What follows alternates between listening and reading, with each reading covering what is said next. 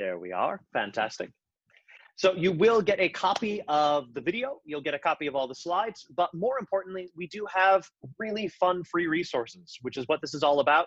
We have a toolkit, which has tons and tons and tons of activities on it. There's a free book, and there is a free online course, especially if you're interested in more like Zoom or Miro tutorials. Robert has done an entire series of like 30 of those, I think. Plus, we have a bunch of other videos, interviews, all in a free course. It's all online. It's not a sales pitch because it's free. So please do check those out. You'll get an email that goes to them afterwards. It dives deeper on everything we are doing here today. Without further ado, I will, because it's now 8:35, say good morning. Can I get a thumbs up if you are awake wherever you are in the world, wherever you are in the world? Also just doing testing total physical response. Okay, excellent. Although some people don't have your videos on. Thank you for your virtual thumbs up. I do appreciate those as well. Again, we are gonna go into simulation shortly, so I would appreciate if you do turn your video on if you can. If not, I do understand, but ideally, yeah, no worries, Jacqueline. I know your video, I've seen your face many, many times in sessions. I'm so sorry your video is dead. Sometimes you don't believe people, but with Jacqueline, she's actually a master facilitator, so I definitely believe that her video is dead, or she's eating something truly terrible.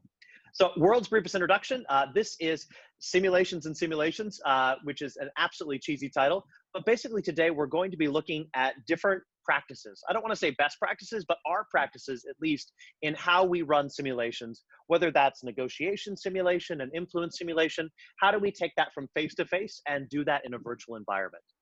My name is Joshua. I head up Knowmium. Robert also works with me. We do a lot of training in that space. I am originally from Hawaii, very, very long time ago. And I know who's got their background set in Hawaii. Eileen's background is Hawaii, so Eileen's waving there. Her background is awesome. If you cannot see my slides, if they are teeny tiny because you're in gallery mode, two little quick technical things I would recommend. One, hover over your own video. You'll see unmute and you'll see the little hamburger, the 3-dot menu. They call it a hamburger. Actually, I think it's the stacked ones are called hamburger. I don't know what the 3 dots are called. Anyways, the 3 dots, if you click on that, there's an option to hide your self view. We strongly recommend hiding your self view. There's a lot of cognitive dissonance if you are actually always looking at yourself when you're learning, talking, and trying to engage people. So we do recommend that, so preen a bit and then do it. Secondly, what we would also recommend is that you either pin my video. So that's also available. If you hover over my video, click on it, you'll see an option to pin that video. Or alternatively, since I'm talking way too much for the first 2 or 3 minutes, you can go to the upper right-hand corner of your Zoom and click on speaker view. Either way, the purpose is to make me full screen, not for the pure vanity of it, but so that you can easily see my slides because there will be text on them in a moment. So again, my name is Josh or Joshua, originally from Hawaii, but I've lived outside the States now for 20 years, so for quite some time. I'm based in Hong Kong now, but I actually spent the most time living in Korea. Who here has lived in Korea? I know I've got actually some crew here. Excellent. Yeah, so I've got some of my old colleagues and friends from Korea here. 안녕하세요, 자주하세요. Nice to see you all again.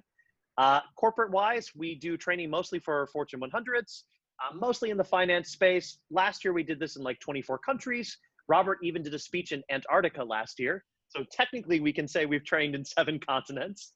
This year, we're doing quite a bit more on the virtual side, obviously. But ultimately, we are looking at, how can we use simulations well virtually? I'm actually curious, how many of you, just show hands up because it's a really easy one. How many of you use simulations in your own facilitation or training practice? Just throw up a hand. Raise a hand. If not, that's fine. You're about to play with them at the very least. Okay, second time, we're going to throw up a hand. How many of you at least enjoy doing simulations, role plays? Martin, I didn't get hands up on either of those. That's truly terrifying, Mr. Mueller. So he's like, I don't do them and I don't like them. Today is going to be a very interesting day for you, sir, because that's our focus here today. What I'm actually curious is how comfortable are you using them virtually? Some people are not comfortable, some people very, very comfortable. If you could just type in the chat between 1 and 10, how comfortable are you using these virtually? With 10 being, I'm a master at this, I don't even need this session. I just felt like hanging out with Joshua and Robert again, and we thank you for that. One, you're a total disaster at this. You don't even know what I'm talking about when I say using a simulation. All right. So if you can just type it in the chat between 1 and 10. 1 is disaster, 10 is master. It can be somewhere in between 1 and 10. It's not polarizing 1 or 10. I'm seeing a lot of 1s in there, which means that everything is going to be surprising and new today, which is not a bad thing. 0, no idea what it is. No worries whatsoever. Never done virtually, never done virtually. 0s, 1s. Okay, this is going to be a lot of fun today. Awesomeness. And that gives me a good sense of where we are. So what we're going to actually be looking at today, just to give you a real sense, our plan today, our agenda, we're not doing end-to-end programs. So for example, in our negotiation program, we do lots of simulations, lots of programming, lots of things. We're not going to be doing, today is not a negotiation program. We're going to be thin slicing particular simulations out of a couple programs so you can try them on and then stepping back and looking at the best practices around them, or at least our practices, whether they're good or not. So we're going to benchmark in just a moment and toss you into it. Then we're going to unpack what did we actually do and how can we maximize simulations virtually. Depending on time with a large group, we'll be tossing you back into another one, a different type. And then actually we're going to toss it over to your advice. We're sharing what we know, but we currently have 54 awesome human beings in the world in this room who also have their own ideas, and we'd love to actually hear some of your ideas. So without further ado, we're going to go into our very first simulation. This is one of my very favorite easy simulations. It's originally based on one from the Kellogg School of Management. It's a quite simple one. It's a buyer and seller simulation, which we have localized for Hong Kong. It's taking place at Cat Street Market. It's a market not very far from me, near Manmo Temple. And it's an antique market. It looks like this. So it's on Upper Lascar Road. Has anyone been there? Anyone been to Upper Lascar Road to the antique market? If not, you should go. It's a lot of fun. So we are at this market, and what's going to be happening is half of you are going to be buyers, and half of you are going to be sellers. Half of you will be buyers, and half of you will be sellers, okay? I am going to give you about 5 minutes to prepare and about 7 minutes to negotiate. We're going to be tossing you into a breakout room very soon with just one person. So no observer for this first one. Just with one person, you'll be in a room with them. Hopefully that they are a very nice person, okay? Oh goodness. So let me just, I see Carrie is dialed in 2 locations. One is audio, but I might have to slightly shift around your rooms if you've dialed in with 2 different devices, but we'll figure it out. We'll figure it out. So there is a way to merge it, Carrie. I will show that to you later, no worries. So if you end up with Carrie in your room, Carrie might be in 2 places. Apologies, we will shuffle things around. We'll make it work. So I'm just being aware of that. So please don't do a self-introduction. We love self-introductions. We want to meet new people and network. But because we're going into a negotiation simulation, if we start introducing ourselves, it actually changes the simulation, whereas this is really a market simulation, okay? So you're going into the market. One of you is a buyer, one of you is a seller. Take 5 minutes to prepare. And then I will send a broadcast message out that tells you when you should start negotiating. You're going to have about 7 minutes for the negotiation itself. Yes, the link will all go up there in a moment. Don't worry, the link for the form will be there, and the link for the simulations will be there. We'll be putting it in the chat bar in just a moment, okay? I just don't want you to look ahead. That's the reason why we're being careful there. 7 minutes to negotiate. Most of you will finish it. Hi, Azar. There is a way to merge it. Yes, so there is a way to merge your audio and video. We can talk to you guys about that later. We also have a tutorial for that. My brain just fried out there. 7 minutes to negotiate. 90% of you will finish. Some of you will not. Some of you, if I gave you 3 hours, you wouldn't finish. Some of you will finish in just 2 minutes. That's totally fine. If you finish early before the timer in the upper right-hand corner of your breakout room stops, just hang out, introduce yourself, talk to people. But the one thing I don't want you to do is to share the information that you're about to get in your briefing. Please don't share that information. Keep that secret until we come back to the main room, okay? Last but not least, fill out a form. Now, what do I mean, fill out a form? The form I'm having you fill out is a really simple one. Let me just screen share it so that you can actually see it. Give me 2 seconds to pull it up here.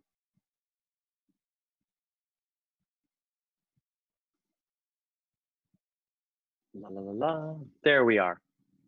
And that's going to take you to this little form, really simple form. And did you reach a deal? Yes or no? What was the final closing price? Whatever it was. That's not the actual price, obviously. What was the first offer made? The starting price. Who made the first offer? The buyer or the seller? And is there anything else we should know? That's all you have to do. Just have one person in your group do that. You're about to get all these links in the side chat bar. If you are the first letter in the alphabet in your group, you're the buyer. If you are the second letter in the alphabet, you're the seller. Please only click on your link. Please do not cheat. I'm trusting you not to cheat, okay? If you're the buyer, that means you're the first letter in the alphabet. If you're the seller, it's the last letter in the alphabet. Easy way to remember, B comes before S. Earlier one to the buyer, later letter to the seller. I know it sounds like I'm oversimplifying things, but anytime you get 54 people in a room, first name, e.g. Thank you, first name. Although you could yell at each other and figure that out, but let's go by first names. So letters are the first names. Although Sherry's sitting there going, I am Sherry Seymour, which is S and S. So I'm definitely going to be a seller, unless I end up in Tony's room, in which case Tony will beat you on that one. All right, is everyone clear about what we're doing? So I know I've overdone. Joshua, we'll get the what do you call it, the parameters of what we're meant to do in the link, right? Yes, that's correct. Our breakout rooms. Okay, got it. Thank you. And absolutely. I'm about to post that in the chat. And then when you get into the breakout room, you can open your chat window and it will still be there. Just keep in mind, anything you put in your private breakout room chat will not exist for everyone else when we come back to the main room. But what we put in the main room will be open for everyone. Exactly. So just click on that chat. It's going to have 3 links. Robert has just put the buyer link up there and he's put the seller link up there. Please don't click on them yet because you don't know which you are until you get to the room and find out your alphabet. Buyer, seller, and then the results link, because I need to know what your numbers are and I don't want to ask 53 different people what their numbers are. Super simple, super easy. I am now going to be putting your breakout groups. I was just waiting to make sure that we had it. I am attempting to do this where we have just 2 people in each room. All right. It is possible that there will be 1 or 2 rooms with 3 people. If you end up with 3 people, and I'm doing that just because we've got a couple doubles, if you end up with 3 people, my only note is one of you should be an observer, or you can double up with a person if you want. That's fine. Does that make sense? Cool. Awesome. Breakout rooms are now created. I've set the time to about 14 minutes. That's about 5 minutes prep, then 6, 7, 8 minutes for negotiation. All right. Any other questions? On your mark. Get set. If you get stuck, just send us a message. Good luck and go.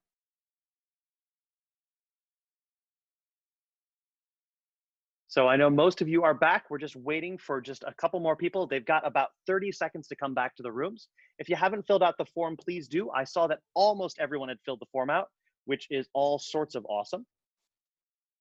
We're very, very happy about that, of course.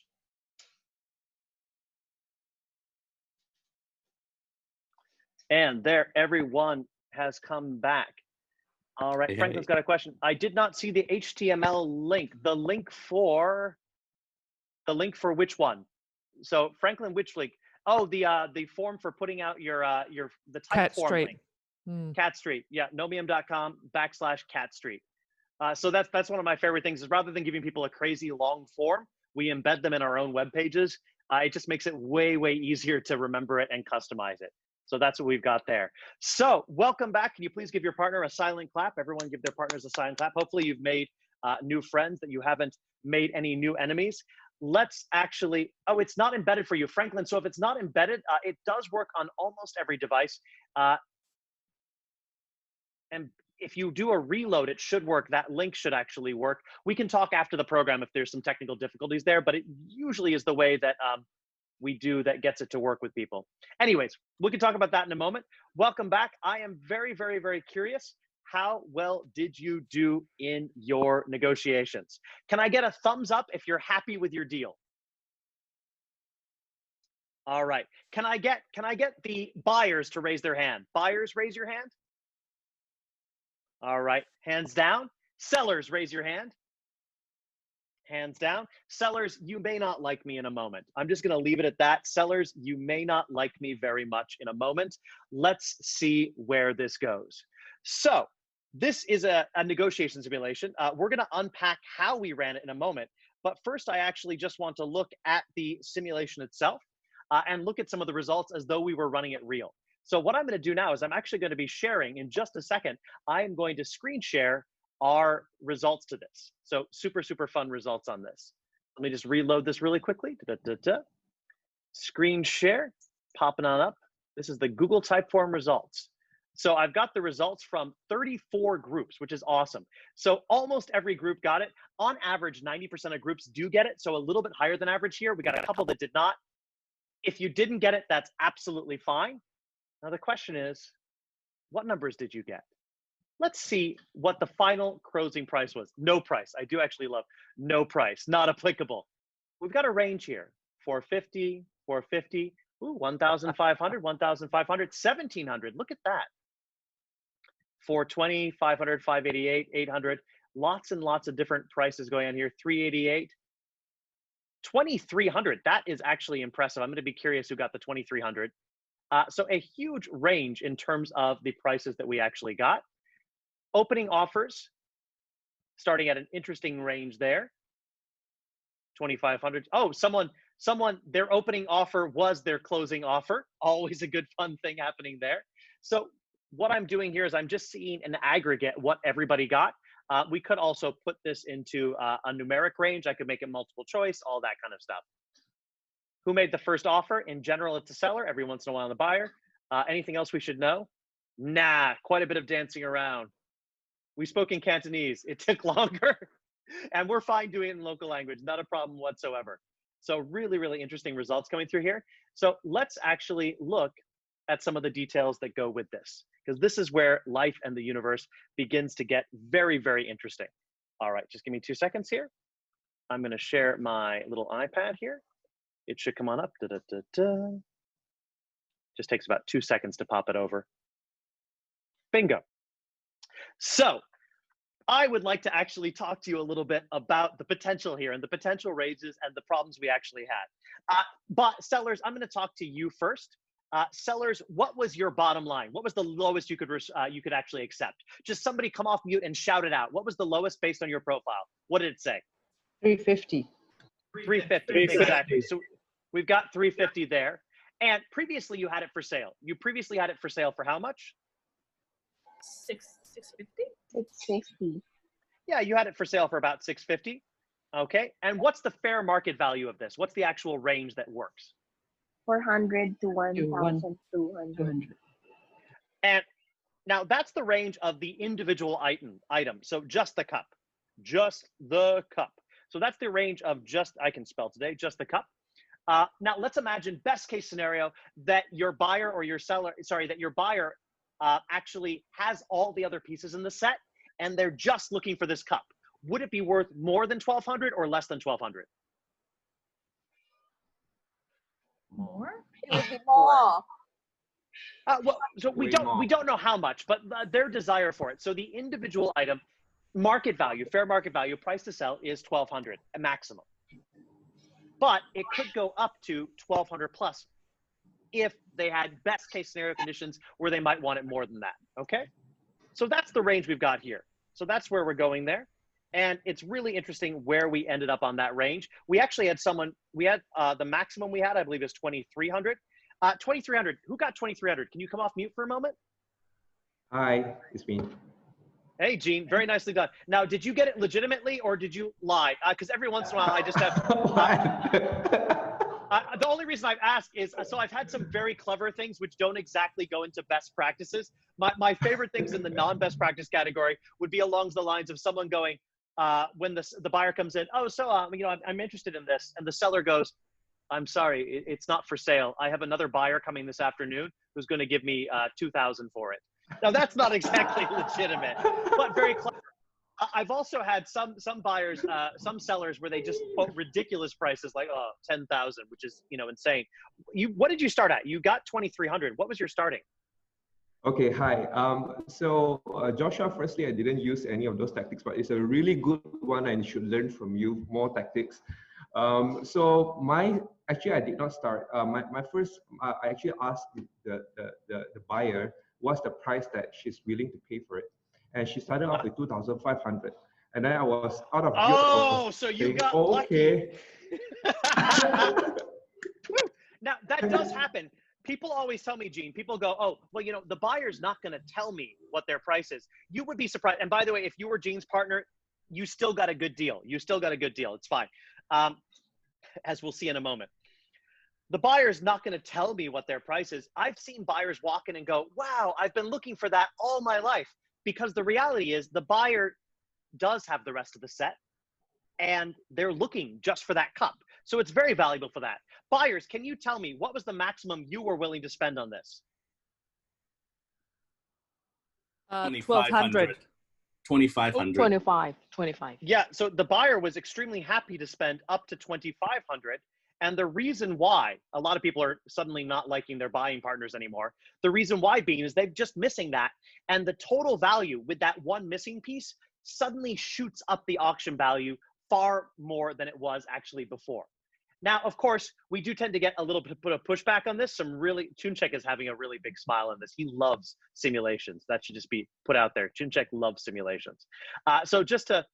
No, apologies. I am slightly cutting short my debrief on this because today is not a negotiation simulation.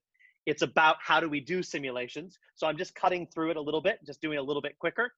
Right now, half of the sellers are getting into the yeah, but part of the brain. Yeah, but I've got a reason for what I'm doing, all that kind of stuff.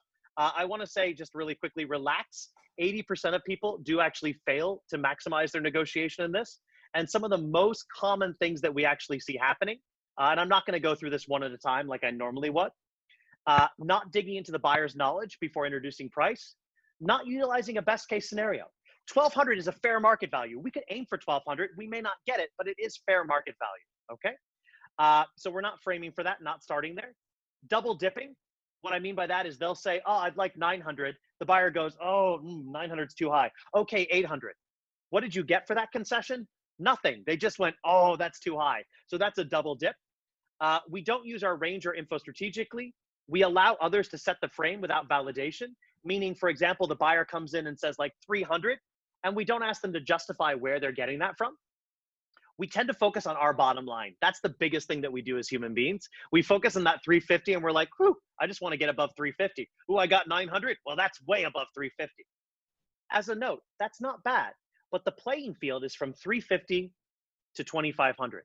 Anywhere on there is fair and everybody's walking away with a win-win. It's a question of where you actually might end up on there. So we tend to split the difference without reasoning, give up part of our range, mention a range, ultimately negotiate against ourselves. Sorry, I would normally do a much longer debrief on that and we'd have a discussion on it. But today I want to focus on what we're actually doing in terms of making a simulation. What we would tend to do next. So by the way, if you've got questions about the negotiation itself, feel free to stick around at 10 o'clock. I'm happy to give you a debrief on it. But that's just to give you an example of how we would run a simulation. We would then actually send you back to your breakout groups with your partner. We would have you debrief for a bit to dive a little bit deeper. And then I would end up with, a little motivational close from Dr. Linda Thompson, which is that in negotiations, we want to create value, claim value, and build trust. We spend too much time on the claiming value and not enough time on the creating value, et cetera, motivational stuff. So what I actually want to talk about is what did we actually do here? In terms of how we set up the simulation, in terms of how we structured and run it for a virtual environment, what did we do and what did you notice? All right. So I just want to have a couple people. Could you raise your hand? Could you click on either the emoji that's a big thumbs up? That's a way to raise your hand. Or if you want to, on the participant screen, you can click raise your hand. I just want to hear from a few people. What do you think we did? Sylvia, what did we do in terms of structuring this for online virtual environment? What are some of the practices we followed? I think that, can you hear me? I can hear you perfectly. Okay, Thank sure. you.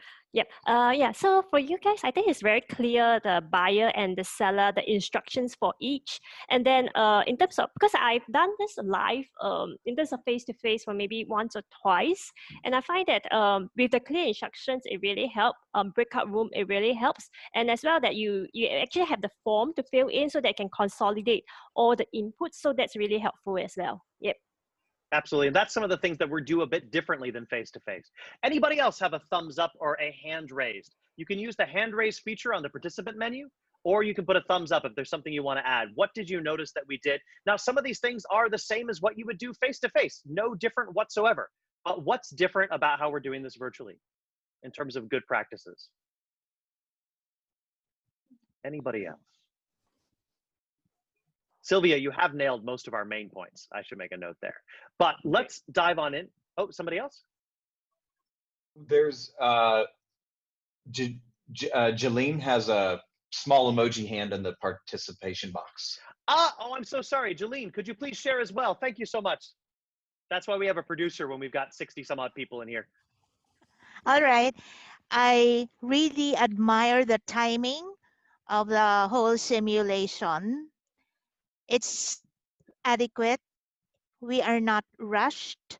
We are able to go through the activity and produce the output within the given time. And it was not dragging as well. And we do try to balance it. We always give people a couple of extra things they can discuss if they do finish early. They're also welcome to come back to the main room and have conversations with us, which a few people did actually as well. Thank you, Teresa. She's posted some ideas in the box. Clear instructions, breakout sufficient time, debrief, appreciate it. John Blake, you had your hand up, or was that just a thumbs up saying awesomeness? No, that was a thumbs up. I dropped it into the chat as well. I was just saying proper preparation prevents poor performance. And you had the breakout rooms already sorted for us. You had the website already created. There was very little lag time in us going straight to a well-structured activity. And the only thing I would say is you can do it about 30% faster if you're doing a normal group size for this kind of thing, which is more in the 8 to 16 people, so a normal workshop size. And I am putting that word normal because if you're doing a negotiation workshop that's deep and meaningful, rather than just more awareness and trying on with group feedback, we tend to recommend between 8 and 16. Of course, if you are okay with just more peer-to-peer feedback, larger groups like this are very, very possible, but we tend to prefer the deep dives going on in there. Oh, there are 2 other hands that are raised up. Who else? You did not get the same brief. That's correct, Tony. You should not get the same brief. My goodness, if you both got the same brief, I'd be deeply terrified. That would be, oh, apologies. All the groups got the same brief. We don't have multiple randomizing links. So I know someone who's like, I only got 400 in my group. No, the person who got 2,300 and the person who got 400, those are the same briefs. There are ways actually though, if you want to get more complex, there are ways actually to use sorting algorithms. I'm not going to talk about this today. It's like, you know, A/B testing for advertisements. With a link, you can actually A/B test it and randomly sort people into 2 categories, which is incredibly powerful if you want to do more advanced different profiles without people knowing that you're doing different profiles. So that's a lot of fun. All right, Josh, so let me dive on. Oh, Josh, what I was thinking there was more that sometimes in a face-to-face, you split the participants up and then you find that you've made a mistake and both go off with the buyer brief, right? Oh God, yeah, exactly. Yeah, which we've all done. We've all had that happen. That is, that's my greatest fear as a trainer. It's the, oh shit, I gave them both the buyer. Oh no, which is always a challenge. So some of the best practices that we're talking about here, and these are the ones that I just want to share. Number 1 is simply benchmarking. What I mean by that is there are a lot of companies who do simulations. Martin Aldergaard, can you raise your hand? Just raise your hand. He's got a nice snowfield. He is actually one of the partners with Salemi, so he's a licensed partner there. So there are a lot of companies doing simulations. Go out and see what they're doing. Go out and benchmark. As a note, see does not mean steal, but learn from people. Learn how people structure things so that you can do things in your own sessions. Learn from the best in terms of that. Learn from all the wonderful free stuff that's available. Second principle that we have is how do we actually get our case studies? Well, there's a mixture of different ways. A lot of ours, oh, you also do SEM. Okay, Martin, also very nice. He does. So if you want simulations, definitely talk to Martin. He knows a lot about some of the more famous ones that are available, and they are awesome, actually. I'm a big fan of theirs. But also what we do is we'll look at what's coming out of Harvard, we'll look at what's coming out of Kellogg School of Management, and then we're trying to create our own versions. Now, I don't mean own version is not just copying and pasting. It's really looking at local dynamics, but using some of the same mechanisms here. So if that mechanism is, for example, in this negotiation, the point is giving a negotiation where there is no overlap and seeing how people deal with it, that's a mechanism. If the mechanism is giving uneven information, that's a mechanism. So these are all different mechanisms that you can learn from really famous examples and then actually create your own localized versions of these. In this case, Cat Street Market, which is actually a lot of fun. The other place that we like to get one is from stakeholders. So we get them from stakeholders, meaning we interview the company itself. My favorite way, though, if you have more time, is to get them from the learners themselves. And that's incredibly powerful. What we like to usually do is a mixture of external simulations, like our Kellogg's varied ones, versus internal ones that are created by the learners. Why? Because the creation of the case study itself is one of the single most powerful perspective-taking activities they can do to really force them to unpack how do we negotiate or how do we influence. The creation is as important as the simulation, just as the debrief is as important as the simulation. Pre-game, that means do we send things out in advance? Sometimes we do. It depends on the situation. If we can trust them to actually do it and not share it, yes, we do, especially if it's between session 1 and session 2. But mostly what some of you mentioned is we provide structural support and capturing support. That type form you did is a structuring and capturing support tool so that everyone's capturing and having a conversation along similar lines. If we were doing an influence simulation, we could actually have questions around how much empathy are you showing? What are you doing here? And I'll give an example of what that looks like just a little bit later on. So let me just make sure I'm not missing anything. Then we talk about here, brain just died a little bit, meaningful debriefs. So we actually like to do loops where we loop them back to their partner. We also like to come back to things later. We also like to do really meaningful builds, meaningful reflective practice. For reflective practice, one of our favorite ones we do is actually something called Future Me, where they're actually doing their, what, so what, now what, their takeaways. It's being sent to them automatically, but then a month later, it's looping back in with them again. It's something they can use with their accountability partners and something that they can use to really carry the simulation forward. This is also where we sometimes use our little Miro. I know some of you love Miro, some of you are terrified of Miro, but just to give an example of this, this would be for visible thinking, which is one of our big beliefs in negotiation and simulations. This would be an example canvas that we do in Miro, and we'll have the different groups do. This is a negotiation prep canvas. I'm not going to dive into this now, but this is sort of the black box of what happened. Just like in an airplane. Oh, yes? Question? No question. Someone just came off mute for fun. Oh, she's on the wrong side. Call her. I always love those voices in the background sometimes. So this is just an example canvas, and it allows us to really have deeper discussions about what's going on. These are some of the key practices we actually follow. And without further ado, I actually want to dive a little bit deeper into that. Let me just make sure I'm not missing anything. Oh, yeah. So I just wanted to also show you, since I know some of you are a little bit on the Miro is tricky and difficult. Want to show you on Miro something that's actually quite nice and new that they've got now. Since people are wondering, well, how do I structure these things? They actually have a wonderful template feature. Let me just screen share. And they have something called the Miroverse now. So if you really want to benchmark, one of the best things you can actually do is go see what others are doing. These are really beautiful frameworks and tools for different types of workshops. And it actually has the entire board already done for you. So let's say we're doing a team building one. You can actually come in and peer at what another organization is doing, how they're actually using it, how they're doing their visual thinking, and actually see live examples of them. So it's just a really, really powerful thing to do in terms of making your simulations meaningful, is to get in that space of visual thinking, okay?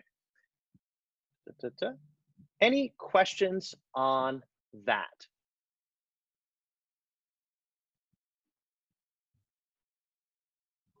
Lewis, do you have a question on that? Yeah. I can see your brain going. So do you do sentiment analysis as well when you do simulations? So Thank you very much for tying into my exact last question. So, I'll just pin that for 1 second. Loop now, loop later is again how we can take basically what you do in a simulation, what you create in a simulation. You don't want to drop the ball on it. You want to use it for something else in the session. That's one of our key best practices. We have them loop back to their breakout groups, but then we might do a 1, 2, 4 all where we're bringing them together with another group to discuss. We'll loop back to that simulation later. And we also will, as exactly what Lewis was asking, we are mapping it. Let me give you an example of what I mean by mapping. So I can actually show you what we're doing here in the background.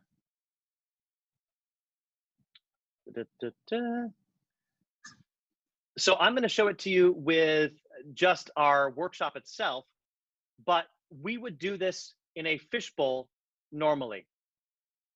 So what you can see now is the exact live conversation that's going on.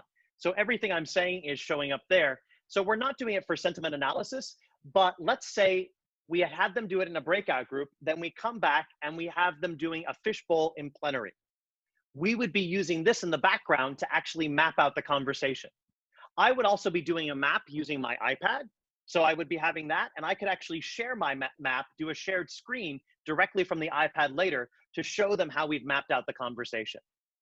This conversation right here, we can actually have people annotated as well. So if there's elements of the conversation that I want to focus on, like the move between speaker 1 to speaker 2, and have them really analyze what's happening where they're trading off the turns, I can have people mark it up, check on it. I can export this to a PDF and import it into a Miro board and have people do further debriefs on it. But it's an incredibly powerful tool, which I hope answers your question, so Martin, in terms of that. That can be done in a chat, in a breakout room, that transcription? No, and that's the problem. Well, yes, but sorry. The short answer is yes, it can, but it's really complicated and I don't recommend it. We do it in fishbowl. So in the breakout rooms, we do have people doing recording, which in that case, you actually need to remove in the breakout rooms, if we want to have them record themselves, we have them remove their headsets, which if they're in a noisy environment doesn't work very well. That's the challenge there, and actually do the recording. But for actually doing this kind of transcription, it needs to be in the main room, which is why we use it for fishbowls. So let me just give you an example of what I mean with that, just really quickly dive on in. So let's say I was doing an influence scenario, an example flow. So let's do an example flow with an influence scenario. An example flow is I might have them prepare in groups. So let's say it's this influence scenario where it's Billy versus Sam. It says even and odd because in the groups I would have them actually prep. I would put you into like 8 breakout groups, like large breakout groups of 4 or 5 people each. If your breakout room was an even room, you would be the Billy case and you'd click on that link. If you were in the odd breakout room, you would click on the Sam case. It's a workplace influence one, and I'd give you 7 minutes to prepare together. Then you'd come back to the main room and I would actually break people out into pairs and have them do it. Now, how do I break them out? How do we actually make sure we know how to sort it? That's a lot to remember. When they're in the Billy or the Sam group, we ask them to rename themselves with a B or an S at the start of their name. So B Joshua is Billy Joshua. That way I can just really quickly sort pairs of all the, the Billy Joshua, Billy Joshua, Billy Joshua. I can really quickly manually do that without too much effort. So there are ways to cleanly do this. Then when we come back to plenary, so they would do it in their groups, then they're coming back to actual plenary. And so they've done their self-recording simulation with or without observers, depending on how you want to do it. So you could send a group of 3 if you want to have an observer who's doing like a type form in the background. That's that thing that you guys filled out in your group, or not.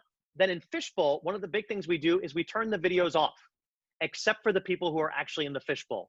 It makes it way less stressful. If you're doing it, it begins within a minute or 2. It really feels like you're just in the room with 2 of us. So let me give an example. Lewis, keep your video on. Franklin, keep your video on. Everybody else, just briefly stop your video.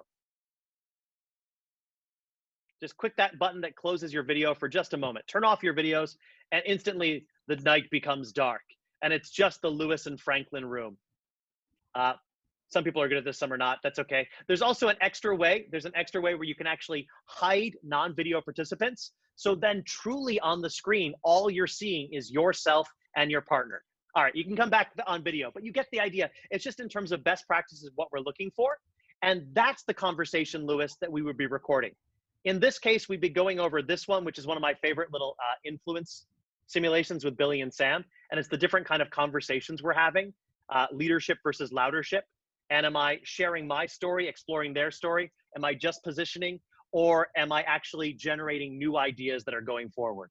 We're not diving into that today. We're not having an influence session. That's not our purpose. Although if you're curious about it, I am happy to talk about it after 10 o'clock.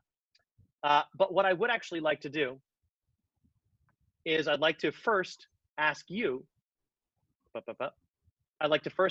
any questions before we actually go to our advice section. So that's our best practices. Just to close those out again. Where'd they go? Jawohl. So these are our best practices that we put up. We'd love to hear yours. So benchmarking, look at others. Generation, create your own. Look at what other people are doing. Work with the learners themselves. Make it simple. Sometimes share it in advance. Do actually provide structural support. Those are those type forms to make it easy. Do meaningful debriefs. Loop people back now as well as later. Combine them with other groups and build what they've created. Don't waste what's created in the simulation. That's the gold. We have a tendency to just jump from simulation into us talking, when really it should be taking what they've done and taking it somewhere else. Do actually do that visible thinking, mapping it out, and do also map the conversation using some sort of recording, some sort of transcription. If you don't want to do fancy transcription, you can just use it like this, but in some way, try to make the conversation visible to actually map out what's happening there. Any questions before we jump into our next awesome thing? Bye, Jacqueline. Jacqueline's got another call.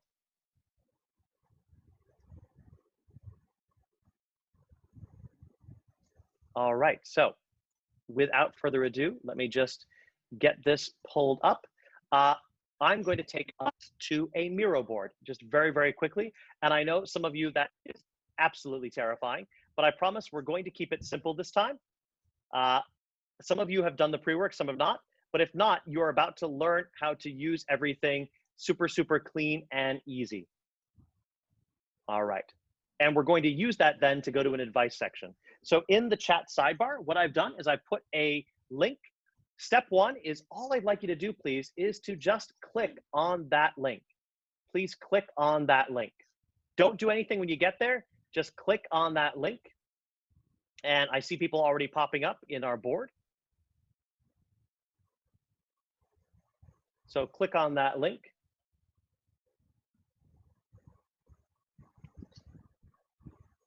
So this right here, what we're doing now, is something that you could do in the first 5 minutes of your workshop if you were using a Miro board to do your simulations, which I strongly recommend for just the persistent visibility of it. You can see a whole bunch of people. We got 38, almost everybody's made it. If you haven't, don't worry, I'm gonna be sharing the screen so you can still see what's going on. All right, so you'll see that there's all this mess here, and I wanna hide it. Easiest way to hide it is all I have to do is click this arrow, and it hides the cursors of everybody. So that's number one, show and hide others, just clicking on that.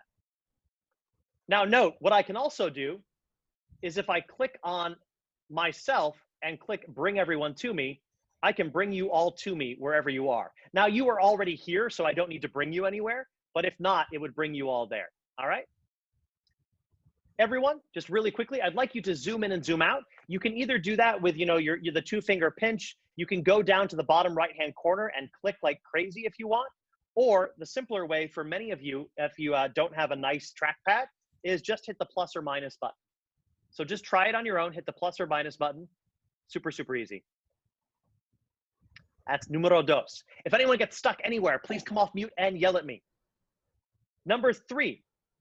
Franklin, you're getting ahead of us. I can see. Franklin, what are you doing over there? You're typing something already. Number 3, paste a sticky note, everybody. How do you do that? Go over here to the left. See this thing that says sticky note? And just paste it somewhere. Bingo, you're all geniuses. If you paste it on top of this, I would ask you to please also do the second thing, which is move it off of the board so it's not on top of the directions. Thank you. Resize it, make it small. So let's take it and make it smaller. So I'm going to do my orange one here as an example. Smaller, not bigger. Someone went jumbo size.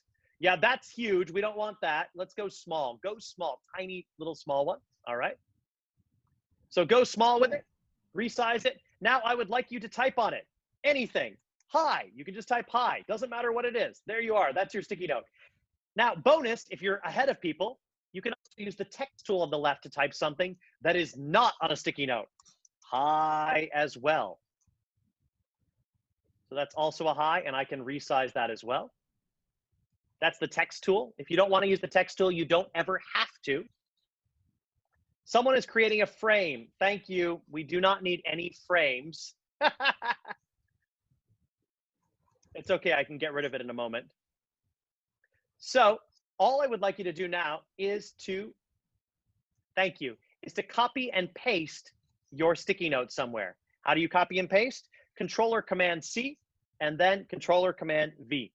By the way, it pastes it wherever your cursor is. It pastes it wherever your cursor is. So like I've got this thing that says squish here, copy paste. My cursor's up here, so I'm gonna type right there and look over here, my cursor's over here, squish over there, wherever I put it. Oh, someone just screenshot it. That is awesome as well. You're getting into the advanced stuff. I'm gonna kick you out of the way there.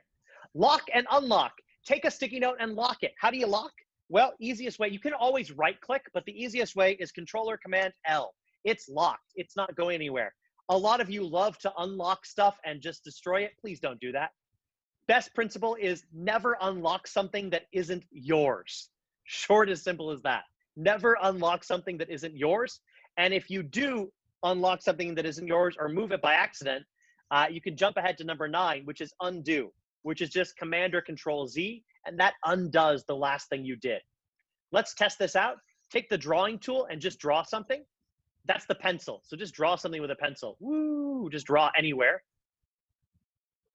I love someone put an avocado out there. That's beautiful. As a bonus, you can add an icon or an image if you want, and then just try to get rid of it by clicking Control Z. So I'm gonna draw something. Oh my gosh, I'm a bad student. I'm drawing all over the thing, and then Control Z, it's gone.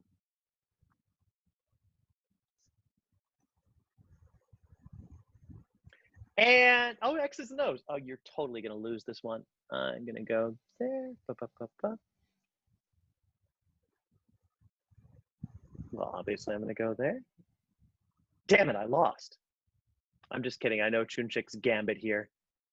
And I'm gonna go in 2 squares at the same time. Yes, I won. Yeah, anyways. So. Oh, you cheat. I cheated. I am lost. You're not lost if you typed that correctly. That's all you're doing is typing. So whoever is lost, who's lost? Please tell me why you're lost. Come off mute and I will help you. Because you're not actually lost if you just successfully typed that. I guess they're not lost anymore. Oh no, they're resizing that they're lost. Joshua, they're lost is getting. Joshua, can you try and put a pen again and see where you scribble? I can't find a pen. Ah, the pen is, it's a little pencil tool. So if you look at the square, so it's triangle, sticky note, icons, which is the creepy eye thing sometimes. It just looks like a pencil. It's under the arrow tool, under the second arrow tool. It's just looks like a little pencil. And depending on your possibly browser, but also if you have an account signed in or not, your toolbar might look slightly different than Joshua's. For example, it might be smaller. Yeah, Mm-hmm. It might be hidden. Some things might be hidden. If they're hidden, they're under the hamburger menu. Simple as that. All right. So, without further ado, I'm going to get rid of the triangle. I'm so sorry, or whatever that was. I'm going to ask you to follow me. Join me next door. Follow me. When you get next door, please don't touch anything. No, we know how to use everything now, which is awesome. By the way, I love your avocado. That's fantastic. How do we follow me next door? We're going to another Miro. Oh my God, someone posted a video. Yeah, if you post YouTube links, it just shows up as a video. Can you please just click this little thing? Follow me, and then you got to zoom into that little box, click on it, and it's going to open up our big, beautiful blank Miro, which is called Time for Advice. Joshua, how do I follow you again? Getting a bit lost. Literally click on this. Okay. Click on the button. It says follow me, which is directing you to this link here. Click on that link. I also want to make life easy for everyone. So I'm going to take that link and I am going to paste it in the chat bar. Chat. Where'd you go, chat? Boink. There we are. It's also in the chat bar, but you can just, I wanted to show you can link from board to board. Why would we link from board to board in a simulation session? Because sometimes we want people prepping their simulations separately. For example, go away. For example, if we've got this, it wouldn't really help if we have both groups prepping this board in the same room, because they could just go cheat and look at each other's stuff. So you link to 2 different rooms and have them do it in a separate space, and then it links back as well when they're ready to come back to the main board, okay? So what I'd like you to do really, really quickly is I would like you really quickly to just take exactly 2 minutes, grab a sticky note, and put one question or challenge you have in the circle. Shrink it down, type it up. What is a question or challenge you have, not in life in general, but specifically with running simulations virtually? Just type one. If you don't have any challenges, you don't have to type one, but type one and spread it out. Oh, Christine, adapting board game simulations in virtual.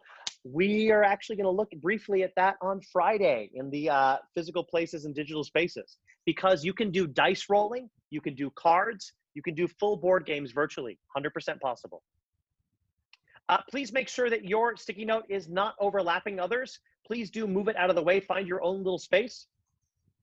Someone has once again decided we needed a new frame. You don't need a frame. I understand that the frame and the sticky note look similar. Sticky note is always at the top. The other way to always get a sticky note is to just type Command or Control N. Oh, sorry, that gives me a new tab because I'm in the wrong thing. Haha. I am an idiot. What is it? Is it not? Oh, it is, but I've got too many things open. So yeah, you can type it just by, never mind, just click sticky notes. There you are, you got a sticky note. So type on it, get your question out there. Is there life in the universe? Yes, there is. Spread your questions out.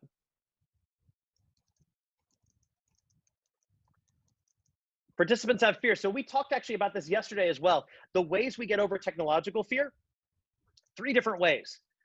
1, have an open board available as part of the pre-session conversation. So give them access to that, including 2, a little video tutorial on it. We have that on ours. We sent a video tutorial to you. We give you the open board, let them practice it. And especially if you've got just 12 to 16 people, you can actually go and see who's actually doing things and who hasn't done things yet. So you're able to actually see if they're being comfortable with it. 2, either prior to the session or at the beginning of the session, you can do a synchronous practice. That's exactly what we did on that little easy Miro board.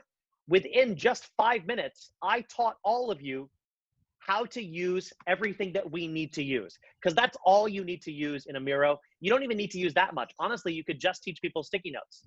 3, if you're still scared about it, use a Jamboard. It's way simpler than Miro. But because of that, it's much smaller and has less features. Some people prefer Jamboards. So that's an example there. What I've done is I've given my advice on that question. Okay? What I'm going to do now, I'm going to stop sharing, and I'm going to send you to one final breakout room. This is going to be a bigger breakout room this time, much more interesting. What we're going to do in this bigger breakout room for about 10 minutes is I would like you in your team. Let me just recreate. Sorry, just give me 2 seconds. I want to make sure that my breakout rooms, I want to have just 4 or 5 people per room. There we are. That's perfect. In your breakout rooms, what I would like you to do, really, really simple, is I would like you and your partners on this Miro board, the one that you're still on now where you're putting all those challenges. I would like you and your team to just choose 1 sticky note, 2 max. Just choose 1 or 2 sticky notes. And what are you going to do with that sticky note? You are going to give your advice on it. So we've got all these sticky notes here. Now I've done this one here, but what I want you to do is just zoom in, find one that resonates with you where you'd like to give them some advice on it. Take it, copy it. How do you copy it? Again, that's Command or Control C. Same as on your computer. You can also drag it, but when you drag things, it gets messy when you've got 50 people on a board. It's much easier to copy it. Copy it, come down here. Oh, look, someone already put one down here. And I want you to just paste it in there. Remember, it pastes wherever I put my cursor. So I'm going to remove that, remove that, remove that. This one is beautiful, but I'm going to bring it back up here because we haven't chosen in a group. And you and your team are going to give advice on whichever one. So if I came down here, copied and pasted, then I'd come over here and very, very simple. Let's hear your advice because we want to really go to the brain strength in the room in terms of your best practices for dealing with simulations. We've shared our best practices. We want to hear yours. Does that make sense? That's your only thing together. You're doing it as a group. So don't rush all at once. You'll have about 10 minutes for this. That's it. If you finish one, feel free to go back and get another. Simple as that. Are we ready? Joshua. Franklin, you're overwhelmed. Joshua, I missed something. I'm having a little connectivity issue. How do you get to that place? I said follow you, and then I lost it. I will type the, let me type the link in the chat bar again. So we're going to put the link in the chat bar again. Robert just put it there. It's the second board that we went to. All right. Okay. Thank you. Franklin, please stay around at the end. Happy to underwhelm you. All right. You don't have, Teresa, you're asked, how do you find your sticky note? You don't have to find your sticky note.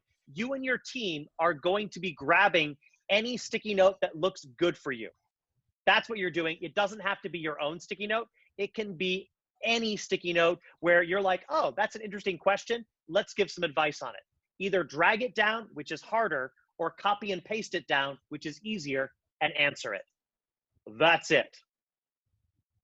See you guys in about 10 minutes.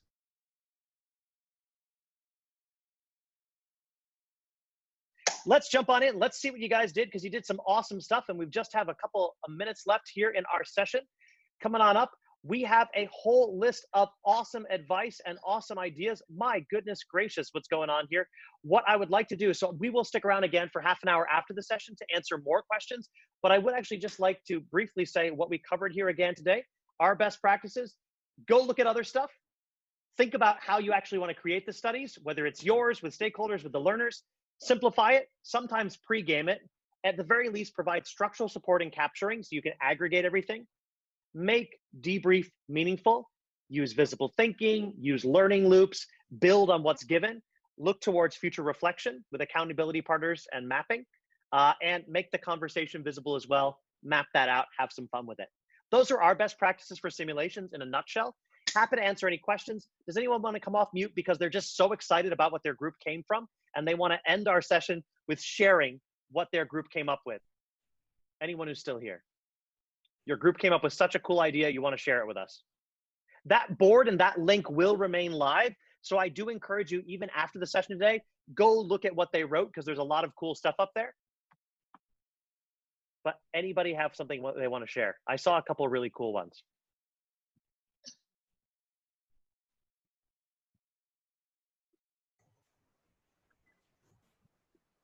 And silence fills the room. There we are. Thank you. Well, generally speaking, well, look, at least the questions we asked were how to, what are your, is there a limit in terms of how to give instructions and things like that? And I also noticed that several of the questions were on a similar line. On my side, I personally think that's more of going back and reviewing your adult learning principles. Correct. Because it really doesn't, the technology is there. Okay. Like one of the things I mentioned, and not to say a bad word here, but so when you talk to one person, he's smart. When you talk to 10, they're stupid. Okay, I'm not saying they're stupid, but they'll get the instructions all differently. It's not them, it's just the way we are. But that's an adult learning principle. So you have to adjust according to that, because ours had to do with how to give out instructions. And I noticed some of the questions are on similar lines, but pretty much that's what we came up with. Okay, break it down to smaller chunks, be very clear with your instructions, be very consistent with your terminology. But again, going back, it's still adult learning principles that we're aligning to. Completely agree. I'll actually post a quote that you'll love, Paul, from Dilson and Goodson in the side chat bar. And I've got an interview with her that we'll be posting later on this week. That people tend to forget those adult learning principles. So I posted up there in the side chat bar. It is 10 o'clock, guys. Can we give everyone a huge big clap? Thank you all for being here today. Thank you all very much. we're sticking around for another 20, 30 minutes if you've got any questions. Otherwise, have a wonderful, wonderful day, and hope to see some of you later on this week. That is our official 10 o'clock kickoff. But again, today we looked at best ways to use simulations, and we went through a little example of it. Morning, Josh. Yes. Hey, how's it going? Good. Just a question. I'll be doing a design thinking program very shortly, and you know, design thinking has lots of activities in the room. I mean, in a class. It does. Yeah, from empathy map to customer journey and so forth. So, what would be your suggestion? It will be my first time that's going to be LOL. Live online. Yeah, I know. I always call it LOL. I know I could do VIA, but live online learning is way more fun. So oddly enough, so I think Kate has left the room. Kate with Make Studios, as well as Eva, who was on the call yesterday with WakeMake, they do a lot in the design thinking space, all entirely done virtually now, of course. But let me actually just give you an example here, so that's going to be much, much, much, much easier. I can show you. So Miro and Mural, either one, they're actually originally built for designers. So that was their original purpose. What that means is that a lot of the stuff that you're talking about is actually already built into the system. So I can just actually toss it up here. So like, for example, we have all these different actual templates, like whether it's a visual sprint, brain writing, journey mapping, all of it has templates already built in, and you can actually just drop the templates in and use that to actually visually create it. So a lot of this stuff, so I would encourage you to Google Design Thinking Miro and Design Thinking Mural, which are the two main platforms that people use. There are tons and tons and tons of free ones available in terms of sessions, as well as cheap ones. Ideation and brainstorming stuff. So it's all there. Hey, there's your empathy mapping right there. So a lot of it is already actually there. I'd take a look at those templates as a big starting point and actually see from a benchmark how others are doing it in that space. But it is very exciting. It definitely can be done online. Sometimes it's actually even more fun online. One thing you'll want to keep in mind for doing it online is if you've got so how big is your group, Grace, that you're doing it with? 16. 16. So with 16, if you want people to be able to freely move from breakout room to breakout room, which you can't normally do, if you make everyone a co-host, once they go into a breakout room, they actually at the bottom right-hand corner, you know, where you can leave breakout room, they can also move to a different room. So you can actually relabel breakout rooms with topic titles. So this, we're talking about an empathy map in this room's about this. And you can actually use open space technology to have people moving from room to room if you use the co-host trick. So a combination of looking at the existing design thinking boards available on Miro and leveraging the open space trick using the co-host trick. If you combine those two together, it's an incredibly, incredibly powerful way to make this work. Okay, good. We'll try that out. Thank you. You bet. No worries.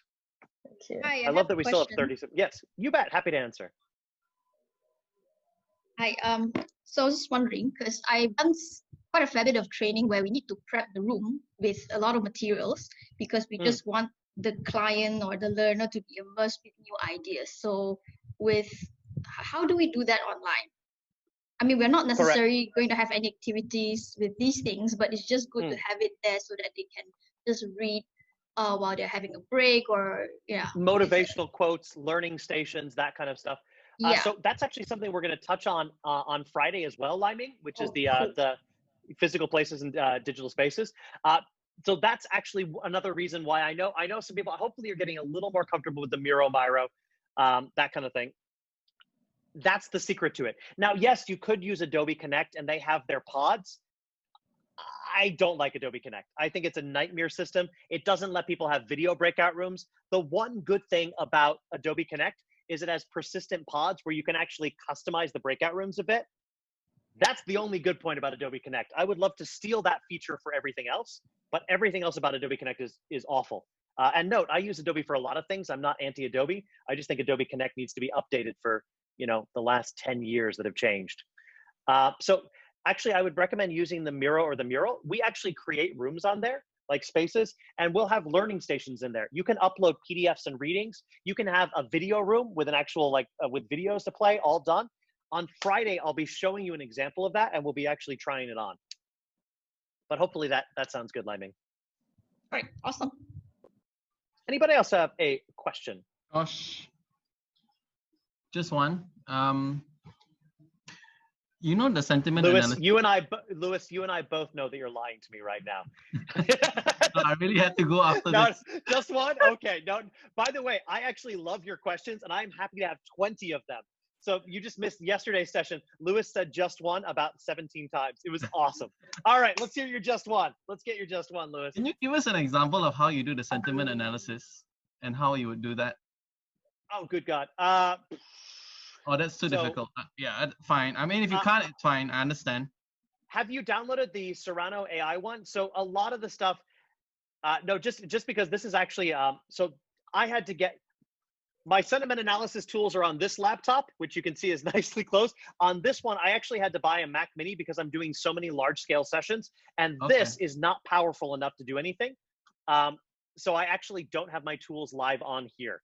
But I could, send me a follow-up email, and I can actually send you links to the tools that we're using now. So just send me a quick follow-up, and I can actually send you those. Okay, thanks. Thanks, Josh. So my personal belief is I do a lot more mapping as opposed to sentiment analysis, because that's creating that, I mentioned it yesterday, it's creating the human awareness of the conversation. Sentiment is a good starting point, but we always want to move from sentiment analysis to actual human-coded mapping, just so people can actually do self-control on it. Because they're not always going to have, live that sentiment analysis tool in the back of their head. Not yet. They will soon, I'm sure. Okay. And if you look at, like, for example, you might want to look, Lewis, at ginger.io. It's what it's not a tool that we can all use. I know it's more just a benchmarking tool to look at. That's Alex Pentland from MIT, formerly MIT Media Labs. He wrote the book Honest Signals. Fantastic book. And his thing is coaching support tools that he's come up with. Okay, very cool. Thanks. It's fun.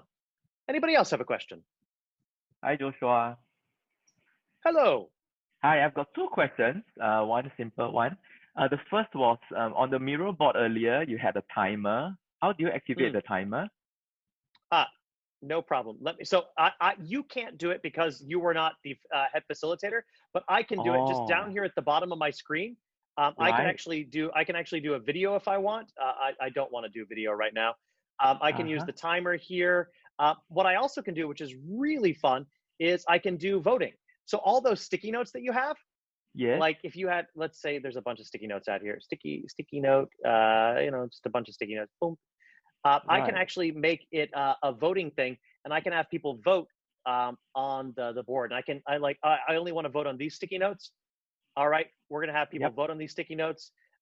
Here's how many votes they're going to get. They'll have 15 minutes, 10 votes per person. I just want them to vote on sticky notes, not everything, and then I can start the voting. So I have these controls down here that other people don't have because it's my board and I'm facilitating it. But you would,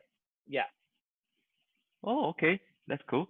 All right. It's fun. The second question is, with Affinity Wall, sometimes we want our participants to write their ideas, but yet not share with others until the point where they put it on the wall. So how do we get participants to write without revealing to others what they are writing until the exact point? So there are a couple of choices for that. There's a couple of choices for that. Let me actually just pull up. I'm going to do share screen again. So what we actually have people do usually is we have them just create an instant awe pad. Awe app. I'm just pulling this up. Awe app. So this is a little personal private whiteboard. It's instantaneous. So you can have them create and type up in here. And then they're just copying the text or they're screenshotting whatever they did here and they're dropping it in the Miro. So instantaneously created. Now, if I want to invite people to it, I can actually invite you. I can give you a link to this. What's even more fun is if I want to make this really, really easy, so I can copy this code, I can create private versions of this embedded directly in a Miro board. So now embedded in this Miro board is my iframe. La la. Super fun. So you can also do it with there's ether pads, there's different things, but it's just instant little generative things that lets them pull it into the main one. That's the easiest way to do it. The other way you can do it is just have people spread out in the Miro board. Like the Miro board is giant. Have them spread out and just say, I trust you not to go cheat and go look at what other people are doing. People, honestly, Tiagi, really amazing facilitator. said, trust your learners. Yep. And I actually do believe that. Like, for example, where I say don't click on link A or B, 99.9% of people aren't going to cheat. I mean, yeah, you're going to run into, out of a couple thousand, you'll run into one jerk who's like, oh, I looked at both. Yeah, fine. But they're only hurting themselves. Bye, Mino. Have a nice one. Right. Okay. So I think this may work better because eventually they need to drag the sticky notes and they need to do clustering. So the private bot may not work as well. True. So you can, whichever way you'd like to do it, it does work both ways. But yeah, trust is usually the easier route, almost always. Yep. If you trust your learners, your life is much easier. No worries. It's true. Anybody else have a question? Robert, I've got a question. Sorry, a question Josh, for Robert. Josh. You can ask Robert as well if you like. Yeah, I'm happy to talk. I could ask you both actually. Yeah. Sorry, either. I thought the debrief was excellent on the buyer seller. That's the mini version, but thank you. Yeah, and you did very quickly what I think many people would have done on a flip chart, or certainly I would if I did a buyer seller, range and all that. What were you actually using? Because the questions again that you captured the information, who started, what was the opening bid, and then getting it all together. I know if you had like 10 people, it's a lot easier. What was it an app or? That was Typeform. So that was using just like, there's like SurveyMonkey, Google Forms, Typeform. We use Typeform because we think it's the cleanest. Jotform is also fantastic. Robert has put the link there. Our preferred one is also on the, do you want to put the Radical Toolkit in there as well, Robert? I'm sure people are familiar. You'll get an email about this as well. Yeah. But in the Radical Toolkit, our favorite one is Typeform. The one thing that Jotform has that I actually quite like is they have audio uploads, which is really good if you want to have people recording things. That's not available in Typeform unless you're using something called Video Ask, which is a variation on Typeform. But yeah, it's a form thing. Yeah, I thought it was really good because what takes an eternity in a workshop there was done so quickly. And I know you went very quickly, but nonetheless, you've got all the information that you need to debrief. Right there, yeah, correct. Now, full confession, if I was doing that with 10 or 12 people, which is just 6 groups, I would rather do it all on my iPad and just handwrite it out. Just because when you see the numbers coming in, you get the group going, you get a lot more of those reactions, and it's a heck of a lot of fun. But if you've got 50 people, you've got to use some sort of aggregating tool. Yeah. Okay. Wonderful. And thank you. Robert's put a Typeform walkthrough that we did in the chat sidebar. That Typeform walkthrough, along with a whole bunch of other ones, are in a playlist we've got. It's also in the free class, which is at radicallyremote.com. Right. Don't put the www. For some reason, it's not redirecting correctly. Just radicallyremote.com. The www is currently breaking it. Cloudflare is having issues with the redirect. I don't know why, but we'll figure that's not our priority right now. Fantastic, just remember not to put the W. Yeah, thank you. Just don't put the W's. Yeah, what's up? You were writing something. Liar, Lewis. That's true. I knew you had another question. Sorry. You were writing something on a blackboard, right? Were you using a Wacom tablet or how were you doing that? Just an iPad. Literally an iPad, and I wasn't even using any of the fancy apps. Just the built-in notes feature. Just because I can, so there's actually a built-in feature of Zoom where you can either if you're on the same Wi-Fi network, or much easier just by plugging the cable in, I can share directly from my iPad into the Zoom. So it's just, that's actually one of my reasons I prefer using like an iPad as opposed to a Wacom. Wacom lets you do it as well, but it's more complicated, and I'm all about simplicity. Thanks. This is not an iPad sales pitch, by the way. I tried for the longest time not to get one. I do have that cheap $60 Wacom thing as well, which is fantastic. I tried for the longest time, but we're doing so much on Miro and so much capturing. And also, Tim and James and Jimbo got me hooked on visual facilitation. So I'm doing much more of that now. And so because of that, reluctantly, I had to bite the bullet in these tricky times and get an iPad. Sorry, I lied again. I know. So some facilitators they use analog, right? They have a second mobile camera, and they have maybe a flip chart in the back. Do you recommend doing things like that? If you want to, yes, I love using a second camera, which is available on Zoom, not on a lot of other tools. Having a second camera, I actually do have, funny you asked, down underneath. So this is a unit that I've got down underneath. I have a cheap $40 webcam that I also will use to actually literally sketch note. You can, if you like to just draw things, have a cheap webcam on like one of those like little flexible things, point it down at a piece of paper, and you can literally sketch and have that be your second shared screen. Super, super easy to do. Robert, I think Robert's doing it right now. If he's being, he's being, Robert, no, you're not. Okay, you went off, you're muted, Robert, that's fine. So Robert actually did an example of that in his session on Monday. The recording for that Monday session, as well as Tuesdays and today's, are all gonna be going out. So we'll be sending those out after we've edited them. All we're editing is me sitting alone while you guys are in the breakout rooms, because that's not really fun to watch. Any other questions? Quick Yes. one, Joshua. You bet, in Calvin. the earlier mural you had where we were, practicing and fooling around, we were able to lock the sticky note. But Correct. in the other mural, we were not. So I'm just wondering what you did different. Nothing whatsoever. You short answer, nothing whatsoever. You should have been able to lock it. Right, because the lock feature didn't appear. But in anyway, my question was really, is there a way for, I know we can lock the sticky note, but is there a way I can lock the content of the sticky note? Yes, you can actually just click on, like if you've got like just a text thing, any part of the mural is lockable. Now, that's the one thing for people who really want more fine-grained locking. Mural, yes, I know they're almost the same name, super annoying. Mural, which is mural.co, mural.co, not .com, be careful. That one has much more fine-grained locking features.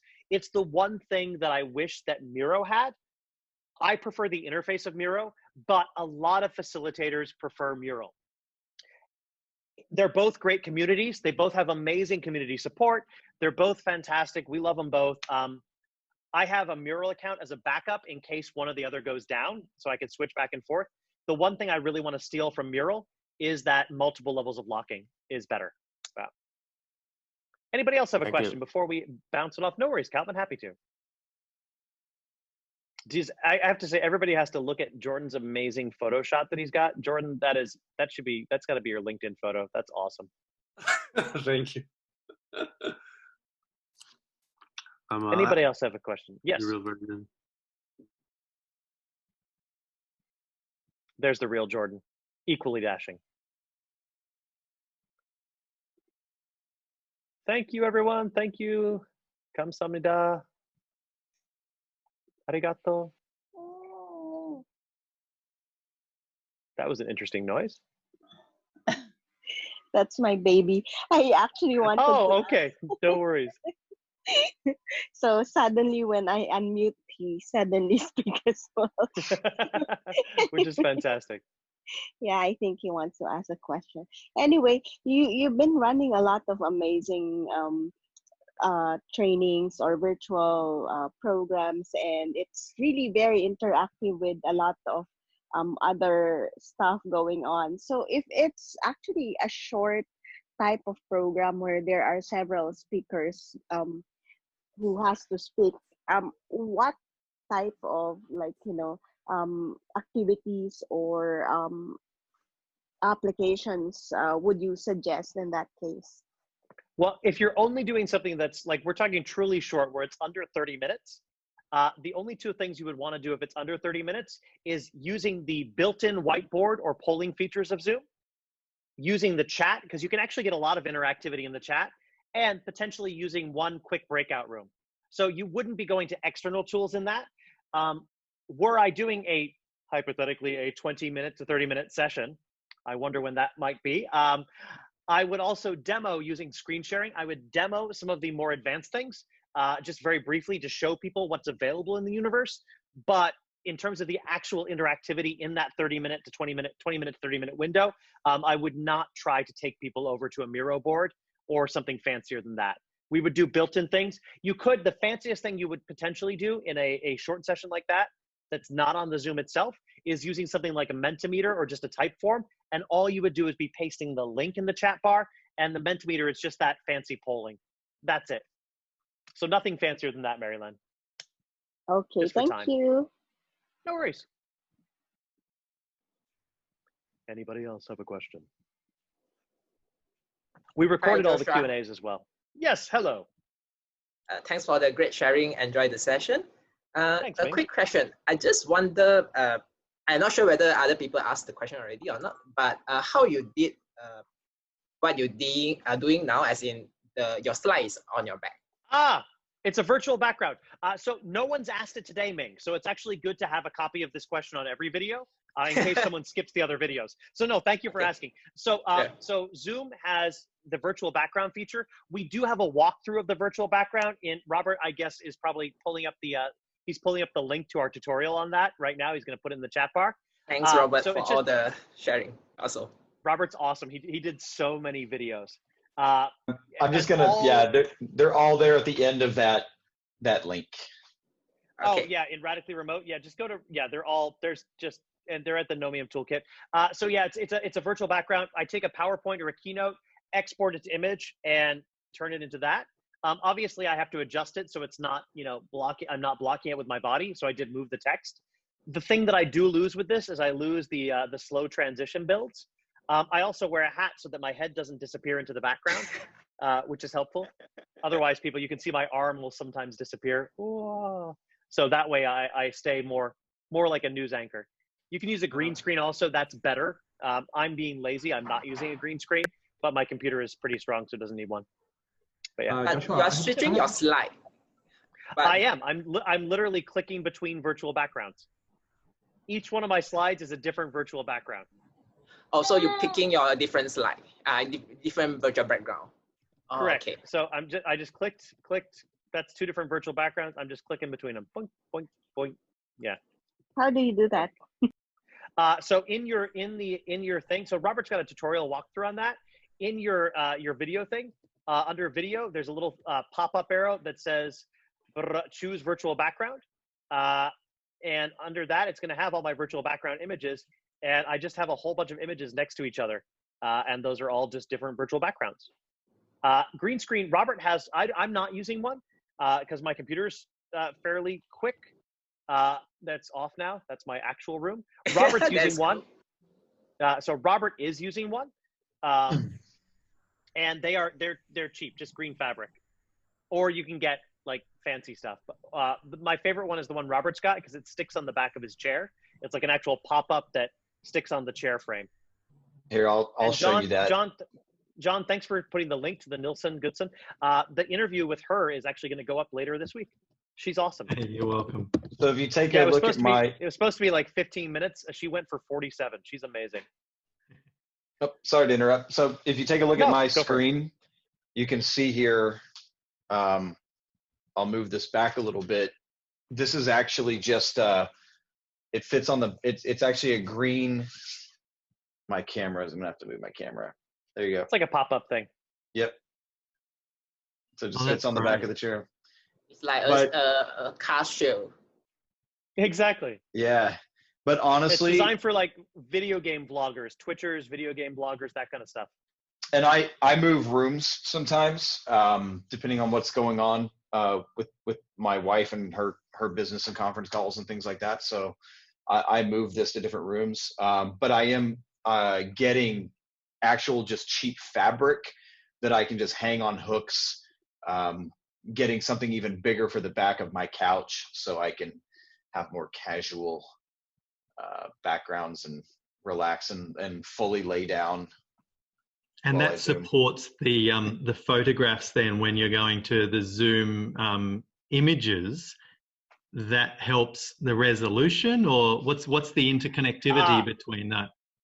So the green screen means that he can have a lower processing power and actually have it work. So you need to have a quad core computer, which is pretty fast, to make this work with a virtual background if you don't have a green screen. Robert just has a dual core computer, so it's not a very strong processor, but the green screen does a lot of the heavy lifting. It makes it easier. So my computer is having to intelligently remove all of this junk behind me That takes a lot of processing. Robert's, it just goes green screen. It alphas it out, takes almost no processing power. So you do not need a strong computer to do virtual backgrounds as long as you've got that.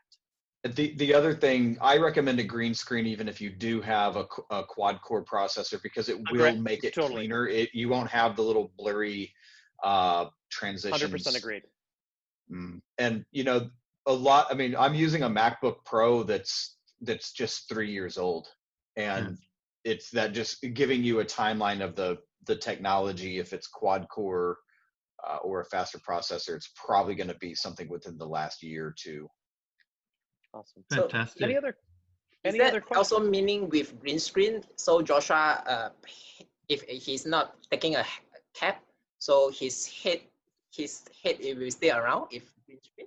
If I've got a green screen, it'll stay around perfectly. It's clean. It's a clean line. But the sun glinting off my beautiful, beautiful hair does tend to make it disappear. If I'm just being lazy, I need to get a green screen. It's the last thing I need to get. Now this is if you wear a green shirt. In this case, I have a green plant. I'm actually holding up a plant, but because the plant is green. Just a second. There we go. So that's one thing to be aware of. If you do wear a green shirt, it will blend into your background. So my shirt will become my screen. Yeah, you'd be a floating head. Okay, month of 7 for Chinese is coming soon. Yeah. The other thing, even if you do have we were talking about the processor speeds. If you have a background that has some very different colors, like light and dark, or very different lighting, that can even cause problems. If you do have a quad core processor, sometimes it just isn't able to match your entire image correctly because it's too much light or too little light or too many conflicting colors. Okay, cool. Thanks. Mm-hmm. Absolutely.